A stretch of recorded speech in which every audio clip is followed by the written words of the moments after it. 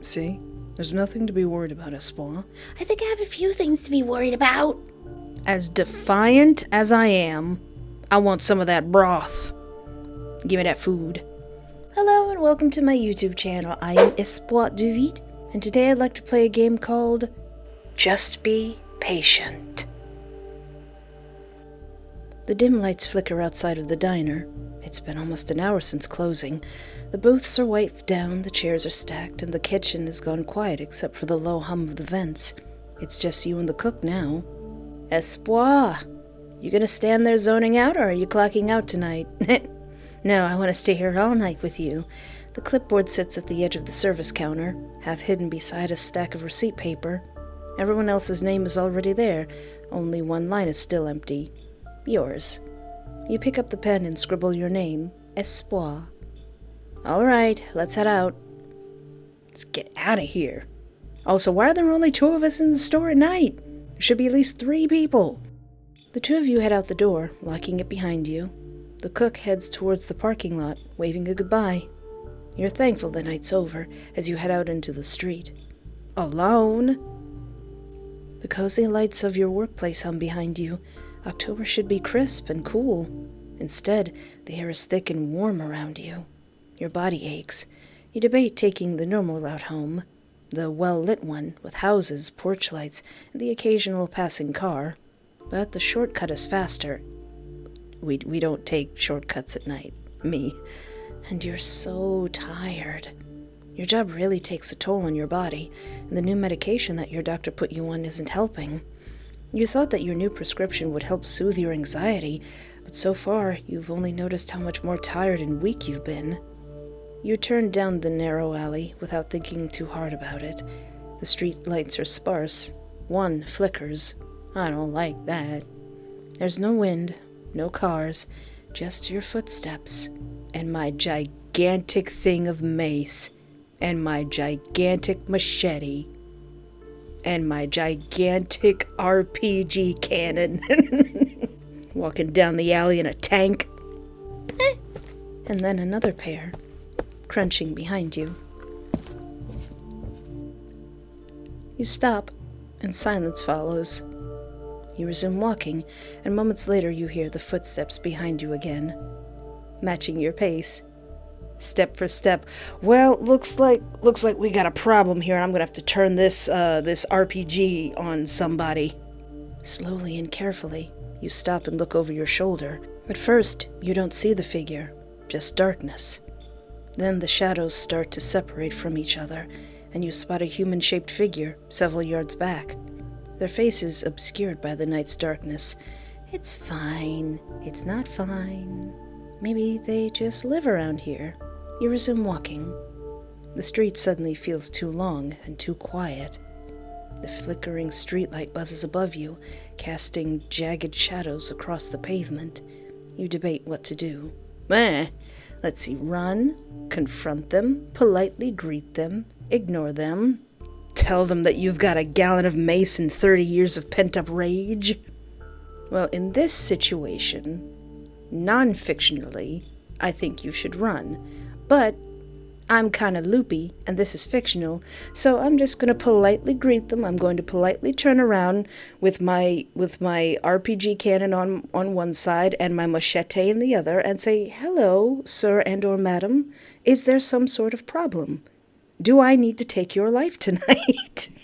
You swallow your fear and smile. "Hi.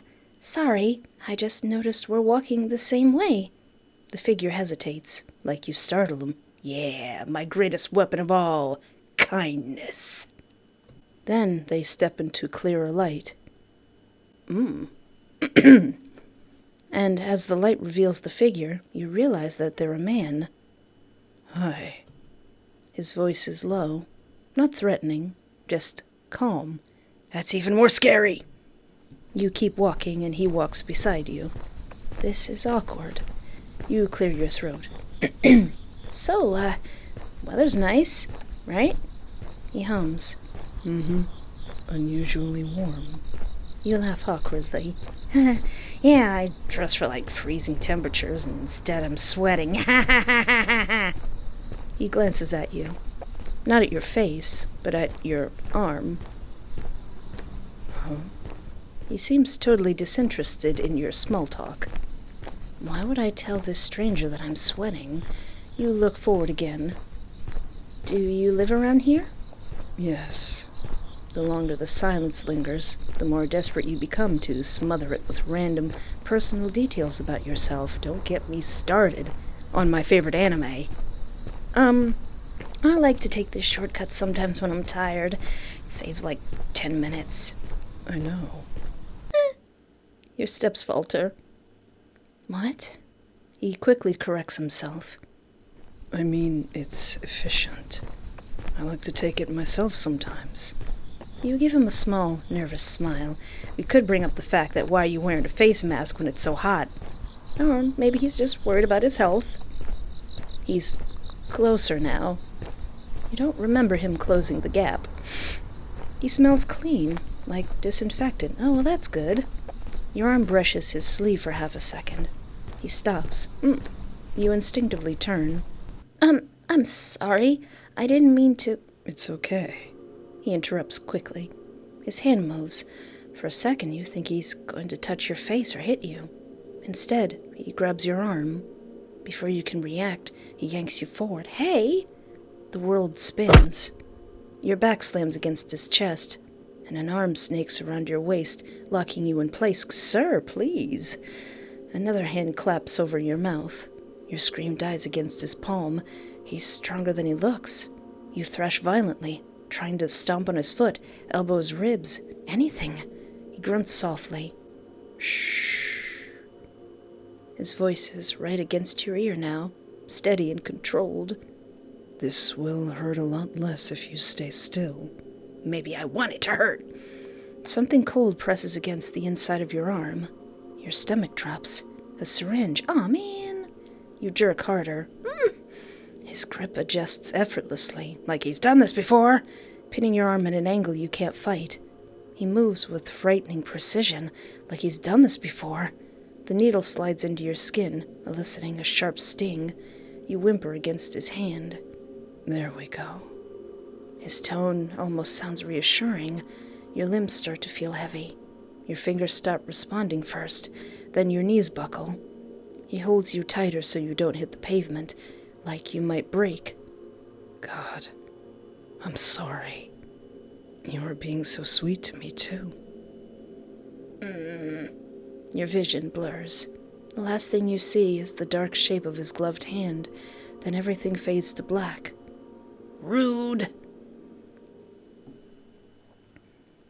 The first thing you notice as you wake up is warmth crawling under your skin. Your body feels heavy, like you've sunk into something soft. For a few seconds, you don't open your eyes. You almost drift back under. Your head throbs dully. You swallow. Then you open your eyes. Oh, man. I'm in a creepy hospital again. You try to push yourself up onto your elbows, only to realize your wrists are restrained to the metal frame behind you. The revelation makes your vision swim. You're chained to a hospital bed. Again? If I had a nickel for every time this happens. There are several hospital beds, spaced evenly across the room. Identical frames, thin mattresses, and white sheets, except yours. Yours has a soft, heavier blanket tucked carefully around you. Curtains hang from rolling racks next to the beds, the kind meant for privacy. There's a computer next to your new bed, turned away from you. Your stomach tightens. You don't remember coming here. You were walking home. The streetlights, the footsteps, a hand, something sharp in your arm. Memory rushes back all at once. The mask, the voice. Your heart begins to race. You throw your legs over the side of the bed, yanking on the chain. Heavy footsteps echo from somewhere nearby, coming closer.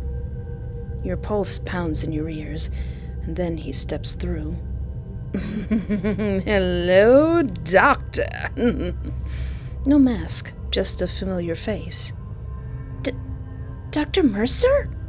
Why are you going around kidnapping me? Is this because I've been avoiding my appointment? I'm sorry. I'm a millennial. It's hard for me to make doctor's appointments. Your voice cracks. He pauses mid-step, like he wasn't expecting you to be sitting up. Good. His tone is calm and clinical, exactly like it is in his office. You're awake. Your mind races with a million questions, but you can't verbalize any of them. Instead, you mutter out, You're my doctor. He smiles. Yes, your doctor. Oh, doctor. He gives a small, restrained laugh. I suppose I should have led with that. He sits down at the chair in front of the computer. He's like, you've been avoiding your appointments. I know it's difficult for you to make one, but you gotta do it. And I suppose it would be more fitting for you to refer to me by my first name now. You do remember what it is, don't you? Calvin. You remember seeing it every time you made an appointment at the clinic. Of course you remember what it is. Well, I already know your name, obviously. He turns the monitor towards you. And if I didn't, it's all here in your medical file. He leans closer, his arms resting on his knees. See? There's nothing to be worried about, Espoir. I think I have a few things to be worried about. I've been taking care of you for a long time. He stares at you, hard. You're almost unable to control your breathing. You have so many things you want to ask or yell at him about. Ask why he brought you here, ask why he's staring, beg to be let go, insult him, or flirt with him. Well, I'm really curious as to why you brought me here. He tilts his head slightly, thoughtfully. Curious as always. What? Are you gonna experiment on me? Are you going to do terrible, unethical medical procedures to my body? Did medical school not do it for you? No. Well, I am conflicted about doing that sort of thing with you, Espoir. He pauses, rethinking his words. Experiments always carry some measure of uncertainty. He gestures to the room vaguely. Yes, I do work in here sometimes. It's not the most conventional practice, but... He looks at you again, softer. I'm not sure I want to risk anything with you. You're far too valuable for that. Aww. As if that's supposed to reassure you. It does a little bit. Calvin exhales slowly, as if settling into something routine. Well, I suppose a general checkup would be a good place to start. Start what? You don't ask, and you're not sure you want the answer. He rises from the chair and rolls it aside. Then he approaches the bed. He sanitizes his hands thoroughly before slipping gloves on, like this is a normal appointment. Pulse first. His fingers wrap around your chained wrist, gentle and professional, like nothing about this situation is wrong. You hate how steady his touch is. I prefer this over the pulse oximeter. He keeps his gloved finger on your bare skin. Heart rate is elevated. Gee, I wonder why. That's expected. He releases your wrist and reaches for a blood pressure cuff. He wraps it around your arm with practiced efficiency. Try to relax. I'm chained to a bed. He hums softly. Yes, that would do it. The cuff tightens. The pressure builds. Slightly high. Again, expected. He removes the cuff and sets it aside. Yeah, what did you expect? Then he reaches for a thermometer. Open. You hesitate. Don't just tell me to open. Don't you just speak directly like that. Then his gaze sharpens slightly, and you comply. A few seconds pass in silence. No fever. Good. He steps back slightly, studying you. Now, I'll need to monitor you for side effects. Midazolam, the sedative I injected you with, is genuinely very safe, but dosage and injection site can influence onset and recovery. You drugged me. In the street. That was so rude, brah. Calvin doesn't react to the accusation. I assure you, it was done properly. You didn't even take a little alcohol wipe and dab it on my arm first, or did he? If he did, I would be very impressed. He lifts your arm slightly, inspecting the crook of your elbow. Any lingering numbness, lightheadedness, nausea? Your breathing quickens, and he notices. It's important that you answer honestly. I need to make sure you're stable. You don't answer, afraid that you'll start panicking more if you try to talk. He reaches towards your face. You flinch. He pauses. Don't worry. I'm just checking your pupils. His thumb gently pulls down your lower eyelid. If you won't tell me how you're feeling, your body will. I don't know if you've been watching my channel long enough to know that I really like unethical experimental doctors and mad scientists. Fictionally. His face is inches from yours. Reactive. Good. He smells faintly of antiseptic and something warmer underneath. Vanilla soap, maybe. Or skin. He withdraws and sits back down in the chair and makes a few notes on the computer. Well, physically, generally speaking, you seem fine. Are there any other health concerns you're worried about, Espoir? Question mark. I don't know what that is. So, mental health, heart rate, question marks, your new medication, this situation, no concerns. I'm kind of worried about the mental health, my mental state of everything that's happening right now. This can't be good for that. I've been feeling depressed lately. Work's been overwhelming. And now I don't even know where I am. That's not exactly helping. He exhales slowly, nodding the way he does during your appointments. I suspected as much. Do you think this slump has a specific source? The country I live in? The economy? My living situation? The fact that I've been kidnapped? Well, being abducted and restrained to a bed hasn't been particularly grounding. The words slip out before you can stop them. I wasn't trying to stop them. Doctor, I'm going to drag you through the proverbial mud. You brace for irritation. Instead, he only frowns. I never wanted to be the source of your distress, Espoir. But sometimes discomfort is part of healing. That's true, but you still kidnapped me. You were drowning out there. You were suffering from your work, financial troubles, etc. Here, you don't have to worry about any of that. You're safe. Safe? You hate that a small part of you wants to believe him. I'm really looking forward to our future together, Espoir. He leans forward, chin resting in his hands as he studies you. But for now, just focus on resting. I'll be back first thing in the morning and immediately after work. He rises slowly, stretching. Are we not in a regular hospital? Good night, Espoir. For a moment, it looks like he wants to say something more. He doesn't. His footsteps echo up the stairs. The lights click off as Calvin leaves. You can't see anything. Not the walls, not the door. You wouldn't even be able to see your own hand if it were in front of you, instead of restrained above your head. Dude's not even gonna give me a Game Boy or anything? His footsteps slowly move on the floor above you. Then a door closes somewhere. After that, the house goes quiet. You stay still for a long time. Your eyes strain, trying to adjust, but there's nothing to adjust to. It's completely dark. You can't do that. You gotta have some light in there. Your body doesn't respond the way it should. You're not as strong as you used to be. A wave of nausea rolls through you. The thought of tonight's events circle through your mind. You were dragged here and locked in some stranger's house. He's not a stranger, he's a doctor. He's your doctor, so we know who he is. Which probably makes it worse. Oh yeah, I didn't put my cool goth gloves on. I gotta put my cool goth gloves on.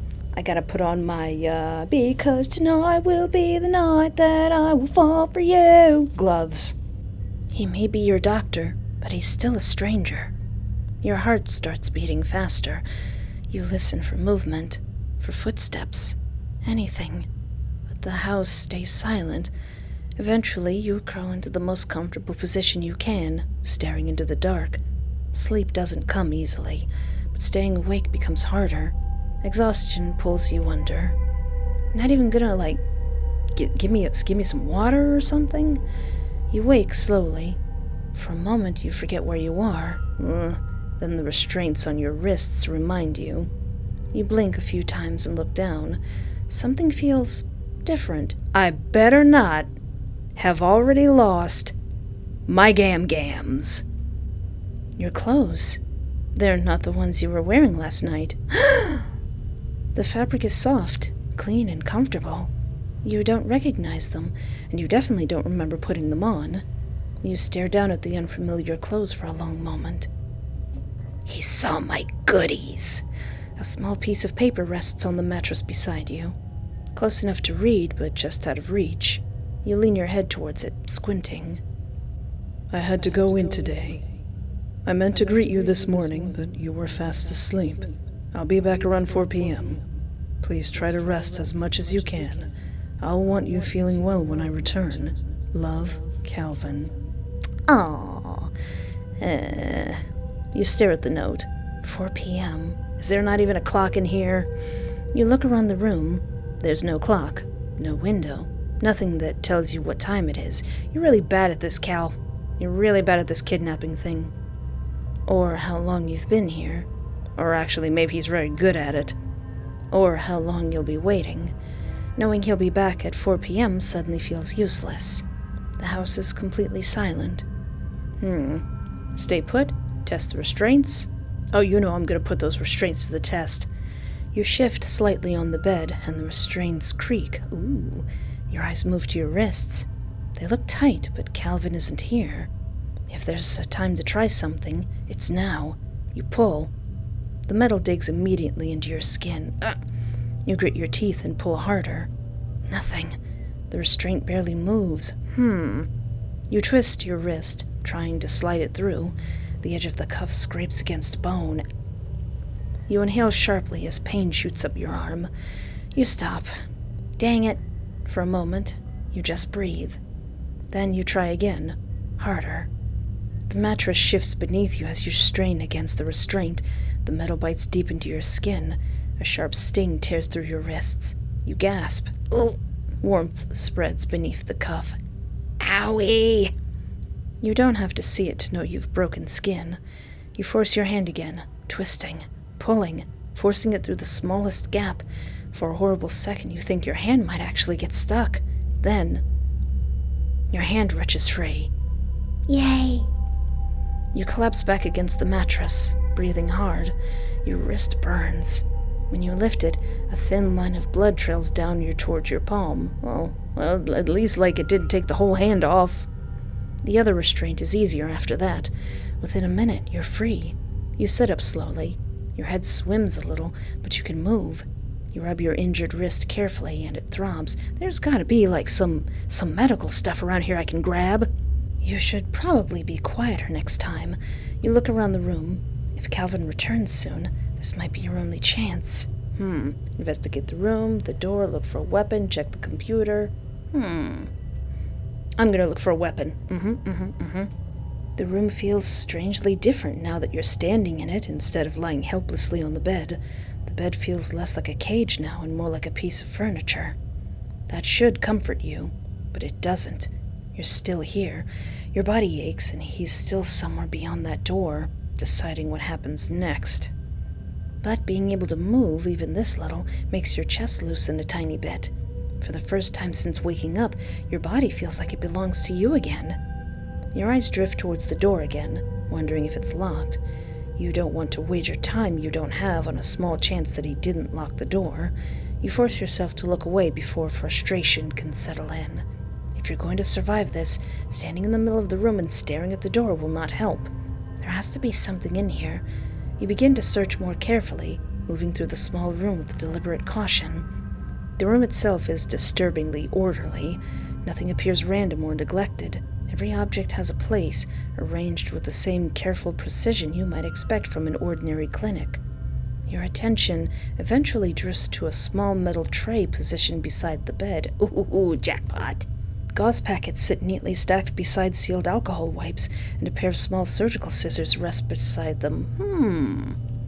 Of course he keeps things like this down here, but actually seeing it makes your blood run cold.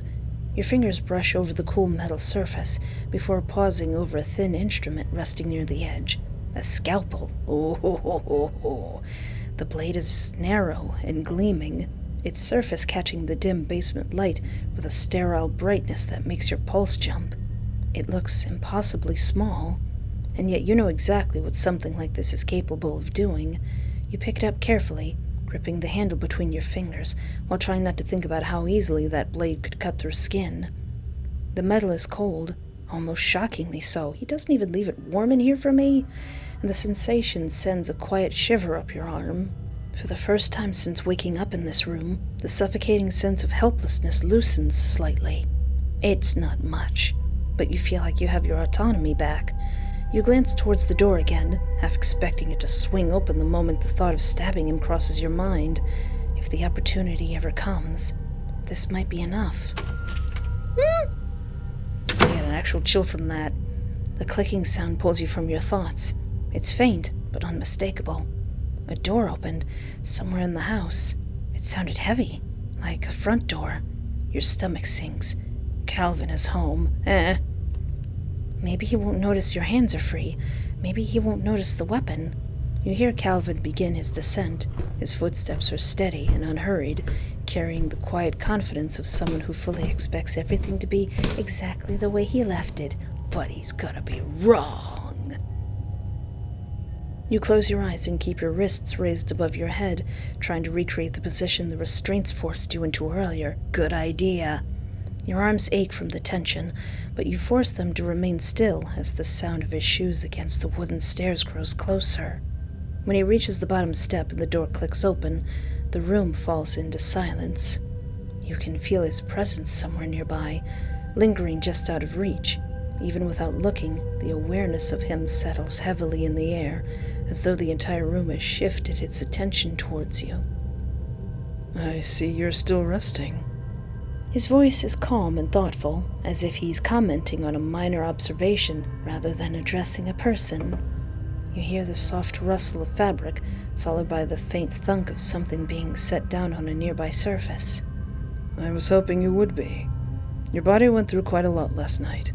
The mattress dips slightly as he carefully sits on the edge of the bed. It takes every ounce of control you have not to react. A moment later, his hand closes gently around your bare wrist.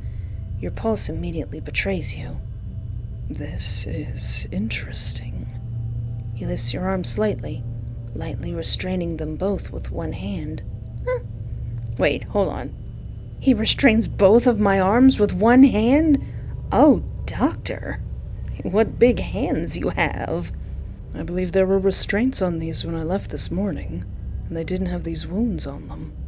The observation is delivered without accusation, but the implication settles heavily in the air between you. Stab him! Stab him now! It's stabbing time! Another pause follows while he studies your wrists. There's really no reason to keep your eyes shut, but you don't want to open them. You know, if you were uncomfortable, you could have simply asked me to loosen them. The words are spoken with gentle patience, the same tone a doctor might use when explaining something obvious to a stubborn patient. He lowers your arm back into the mattress, and the bed shifts as he stands. You hear him move across the room, followed by the faint scrape of a drawer opening and closing somewhere behind you. When he speaks again, his voice carries a thoughtful edge. I'm trying to decide whether you're pretending to sleep, and you believe I wouldn't notice the difference, or if you're too scared to open your eyes. You actually breathe differently when you're asleep, so it's kind of easy to tell when someone's pretending to sleep and when they're actually sleep breathing. The words linger in the air for several long seconds. His footsteps approach the bed again. A moment later, his hand reaches for your wrists again. And I stab him? And I stab him? Stab? Stab.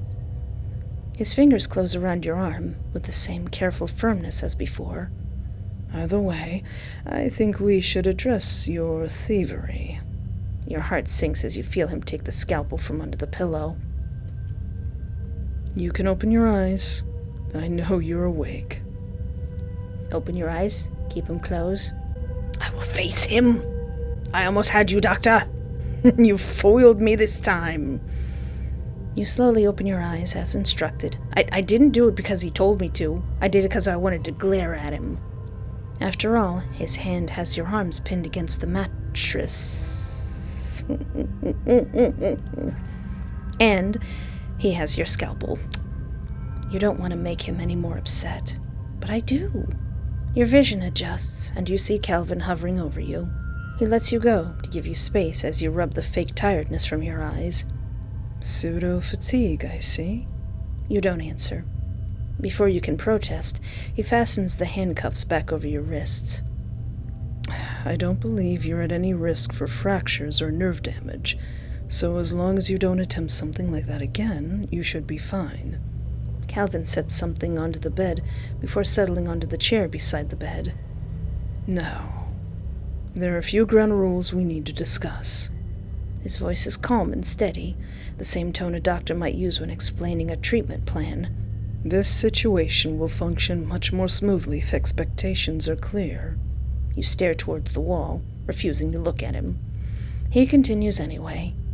The first rule is very simple. When I tell you to do something, you will do it. You will do it when I say it, and you will do it without unnecessary resistance. You don't know me very well, do you, Doctor? The second rule concerns your health. You will eat the food I give you. Nutrition is not optional, and I have no intention of watching you deteriorate because you decide to be stubborn. Well, too bad. The authority in his voice makes it clear that this is not a suggestion. Third, when I'm at work, you will remain here and wait patiently for my return. His eyes narrow. You will not attempt to damage the room, the restraints, or anything else I have provided for you. Well, then give me a Game Boy or something. Put a TV in here, Doc. Come on now. Give me a magazine, a radio, something. Fourth, you will treat both yourself and me with respect. That includes the way you speak to me, and the way you treat your mind and your body. He studies your face, as if to make sure you're absorbing the information. The fifth rule may not apply immediately, but I prefer to make these things clear in advance. On occasion, I may bring someone here for the purpose of experimentation. You feel sick. Oh, no. It's one thing to chop off my gams, but you're going to do that to somebody else? I don't like that, Doc. If that happens, you will not interact with them. You will not speak to them, assist them, or attempt to interfere. You will simply ignore them. The way he says it is disturbingly matter-of-fact, as though discussing equipment rather than people. The chair shifts slightly as Calvin adjusts his posture. If you follow these rules, things will remain comfortable between us. If you choose not to follow them, I will be forced to correct that behavior. Oh no, Doctor, what are you going to do to me? He lets the words settle in the air for a moment before continuing. Now that we've addressed that, his tone softens slightly. There is something else I should clarify. You finally glance in his direction. Calvin is watching you with calm, steady focus. Our relationship. The word lands strangely in your ears. You may not fully understand it yet, but that will come with time. From this point forward, you and I will be operating as a couple. Your breath catches. Really now? He speaks as though the matter has already been decided. That means you are my partner, and I am yours. There's no question in his voice. No hesitation. What? When did I agree to that? Calvin watches you with the same composure, as though your reaction is neither surprising nor particularly concerning. You didn't. For a moment, he simply studies your expression, as if allowing you time to process what he has said. Agreement is not always necessary for something to be true. That's not how relationships work. Stop smiling! A faint smile touches the corner of his mouth. Ordinarily, I would agree with you. Under normal circumstances, relationships develop through mutual interest and gradual trust. However, our situation is slightly more complicated than that. He leans back in the chair, his posture relaxed, as though discussing a minor disagreement rather than the reality of your captivity. I needed to intervene in your life. That intervention comes with certain responsibilities. Kidnapping me wasn't necessary, though. Forcing me into a relationship with you isn't necessary either. Calvin exhales softly through his nose. I'm aware that is how you currently interpret it. But from my perspective, this arrangement is the most effective way to ensure your well-being. I mean, this is exactly what a creepy, unethical doctor or mad scientist would do. But I'm still gonna troll you. He tilts his head slightly, studying you again. Relationships are built on responsibility, care, and commitment, all things I'm already providing. The logic in his words feels disturbingly practiced. You can't just decide that we're dating. I already did. I've been responsible for your care for quite some time. I've monitored your health, your habits, your stress levels. I've adjusted treatments when necessary. I've invested an enormous amount of time and attention into your well-being. Because it's your job. He ignores you and gestures lightly towards the room. And now, I've removed you from an environment that was clearly not supporting you. I'm feeding you, monitoring you, and ensuring your safety. I am accommodating your needs, Espoir. From my perspective, the distinction is fairly small. That's not what a relationship is. Calvin considers that for a moment. Perhaps not in the conventional sense. No, perhaps in the reality sense. But the label is still accurate. You try not to show how nauseous you feel. By his definition, Calvin must have been mentally in this relationship for a long time. You have so many questions, you aren't really sure where to start. I mean, technically, by your logic, sir, it's no different than a pet. Let's see. Ask why he chose you. Ask how long he's felt this way about you. I'm kind of curious about that. Ask if you can stay upstairs with him. Ask if he plans on ever letting you go. Well, we know that's a big fat no. How long have you been feeling this way, Doc? How long have you felt this way towards me? Calvin doesn't answer immediately. Instead, he studies you with mild curiosity, as though the question itself requires clarification. That depends. Which feeling would you like me to address?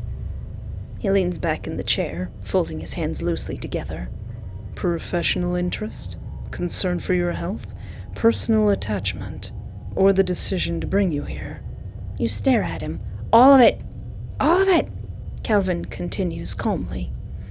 Those did not all develop at the same time. My initial interest was purely professional. You became my patient shortly after you moved to town. What stood out to me was your curiosity. You asked questions and paid attention to what I explained. You wanted to understand what was happening inside your body. Don't all patients do that? I mean, some people just say, here, have this pill, and they're like, all right. He tilts his head slightly. That level of curiosity is uncommon. Over time, it made our appointments more engaging. You were attentive, responsive, and you returned consistently. Eventually, I began to notice other details. Your stress levels, your work schedule. His gaze settles on you again. Naturally, I could be concerned. Once I recognized your situation, it became difficult to ignore. His tone remains analytical. So I began thinking about solutions. That process eventually led us here. He gestures lightly around the room. There is no apology in his voice. Man, my man is determined. You're sick. You are sick, Espoir. That's exactly why you're here. For a moment, the room settles into a heavy silence. Then, without acknowledging your words, he rises from the chair. He turns towards the door, swinging it open and sauntering back upstairs.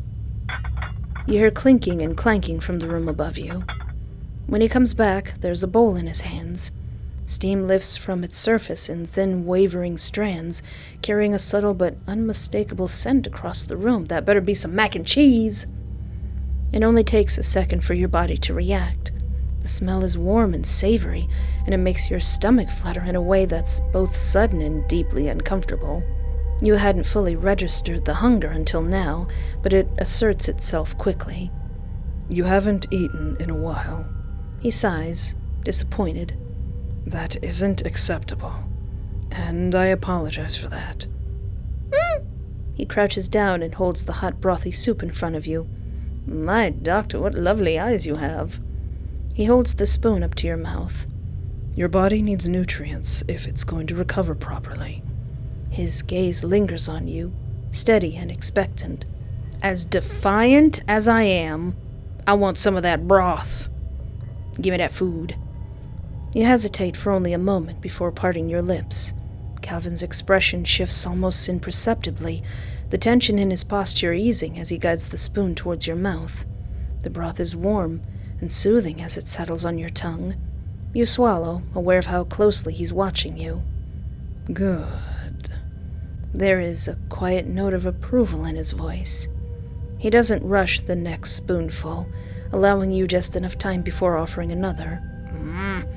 Your body needs consistency. If you cooperate, I can make this far more comfortable for you. The spoon returns to your lips, and again he patiently waits. He watches the way you swallow, the way you sigh as the warmth settles in your stomach. There we go. His voice lowers slightly, satisfied. That's much better. His hand lingers closer than necessary. When you're done, he sets the bowl back down on the desk, his eyes resting on yours. Calvin settles back into the chair beside the bed, his posture relaxed. For a moment, he just watches you. It's really important to me that your basic needs are met. You know, my basic needs also involve walking around in the sunshine. You shift slightly under his attention, suddenly more aware of your own body than you want to be. You weren't doing that before. You were ignoring your body and your needs. That kind of neglect adds up. That won't be an issue here. You'll have structure and proper care. He leans back slightly in the chair, studying you as he speaks. Meals and rest when your body requires it, monitoring it when something seems off. Your stomach twists, but not from hunger this time. What about exercise? Are you gonna put a hamster wheel in here? Are you gonna give me a bottle that hangs from the ceiling that I can lap up water from? It's a much more stable environment than what you had before. You don't know anything about my life. I think he knows a lot about your life. The words came out weaker than you intend. I know plenty. I know how often you skipped meals. I know how late you stayed out working. I know how frequently you went into work already exhausted. How does he know all this? And I know that no one around you was doing anything to stop it. That one hits differently. No one was paying close enough attention. You don't like the way he says it. As if he's the exception. I don't have that limitation. His voice softens slightly. I notice changes. His eyes flick briefly to your wrists again, where the bandage rests. How your body reacts, how it heals, what it needs. He's gonna give my body what it needs, all right. There's something in the way he says it that makes your skin prickle. And now I can actually do something about it, which means things can finally improve. For both of us. The words hang there. His expression shifts into something softer, almost concerned. He leans over you, his fingers grazing the metal that encases your wrists. His gaze lingers on the restraints for a moment longer, then to your face, then your mouth. Are these tight enough? You nod quickly, hoping he'll leave them alone. His hand slides away, trailing briefly along your arms before he straightens, clearing his throat. Did you like it? Like, what? Him touching your arm? The food. Oh, sure? He hums in approval. There's a flicker of hesitation before he reaches out, thumb brushing lightly across your cheek. It's good for you.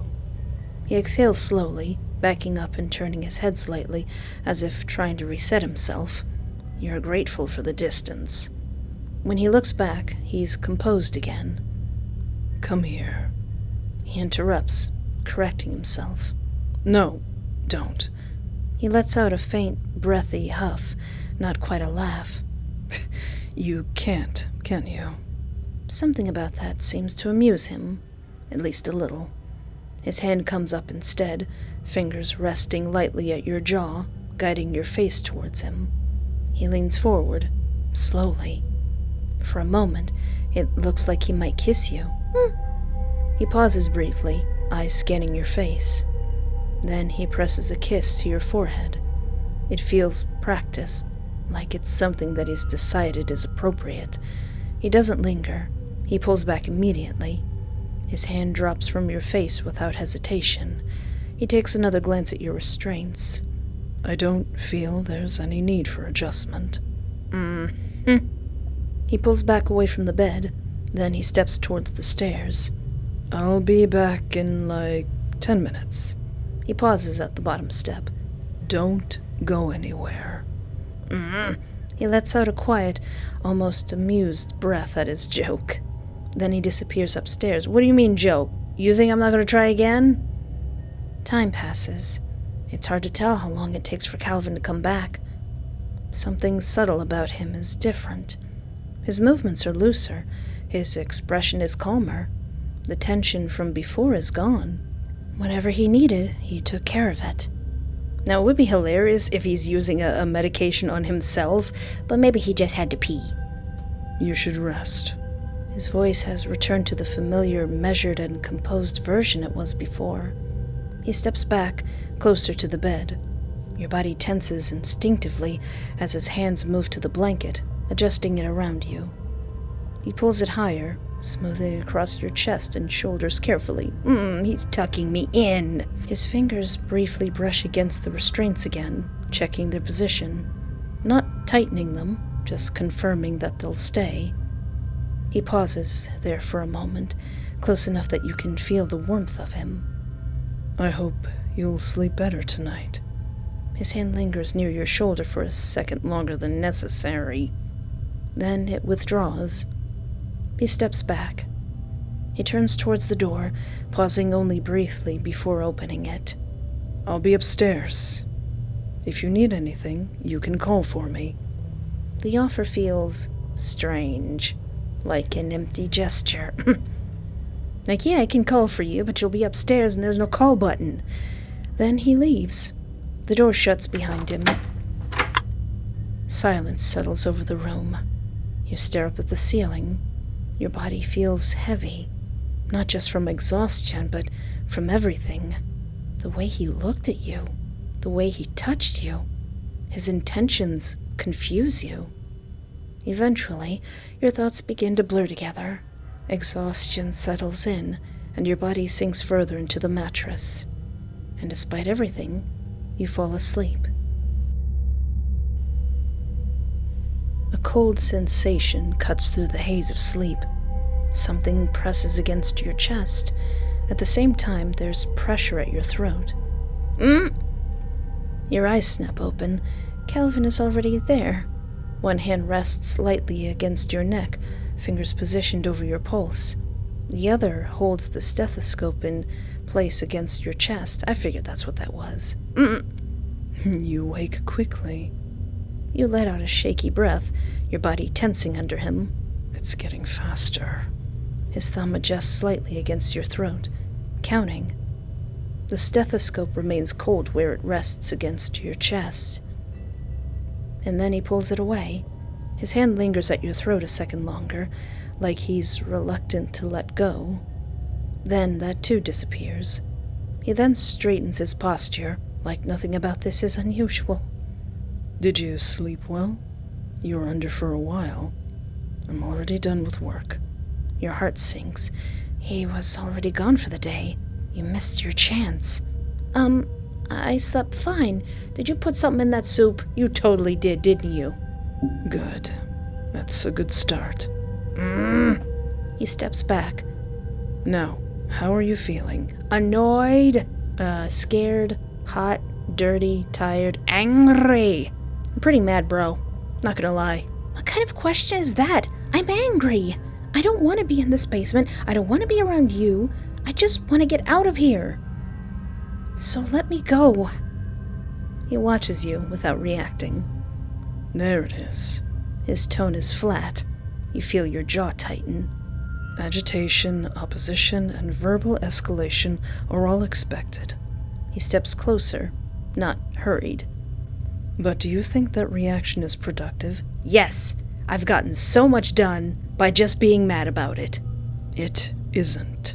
I don't care what you think. I know. He cuts you off easily. That's part of the issue. His gaze doesn't leave you. This kind of response doesn't benefit you. It doesn't change your situation, and it doesn't make this process any easier. It just prolongs our discomfort. Yeah, well, maybe it scares you a little bit. He reaches towards the nearby surface. You don't see what he picks up first. Then you do. A syringe. What? No! Your body tenses immediately. You're overstimulated. This will help. Don't touch me. His grip is immediately tight. Wait, I'm sorry. Don't apologize. This isn't a punishment. Something about that feels wrong. Everything about this feels wrong. The sting is sharp and fast. Your thoughts blur almost immediately. We'll try again when you're more cooperative. His voice feels further away, like the room is slipping out from under you. Everything fades. You wake to the sound of footsteps making their way downstairs. The light flickers on. Doctor, you're not wearing your coat today. My, what a nice broad chest you have. Despite the fact that you kidnapped me. Calvin stands in the doorway, watching. He's not wearing his usual work uniform. You're awake. His voice is calm again. Whatever irritability broke through yesterday has already been put neatly back into place. He studies your face for a long moment.